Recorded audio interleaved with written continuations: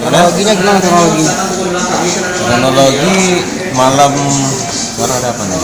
Malam Rabu ya, jam 12 sebelum istirahat kan biasa saya cek semua kan.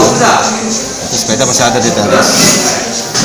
Pagi bangun jam 6:30 lihat udah nggak ada lagi sepeda.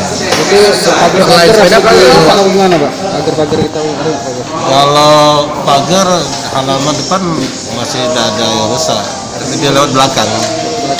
Lewat rumah belakang, rumah tetangga yang belakang itu pagarnya kan hanya semeter tuh batasnya. Jadi dari belakang masuk ke dalam. Manjat yang belakang ya? Manjat di belakang. Berapa yang hilang sepeda Pak? Siko. Ditaruh di teras dalam rumah. selain sepeda berarti Pak? Udah itulah. Saya itu ada dua, cuma Siko yang hilang, sepeda lipat. Yang MPD dah. Direkam CCTV Pak? Nggak ada itu sayangnya. Di rumah. Sempat lagi tuh dengar suara berisik atau gimana Pak? Mungkin karena lesuan mungkin ya. Jadi Mungkin berapa jadi Pak? sekitar 4,8 lah. 8 juta. Jangan lupa subscribe, share, komen, dan like ya.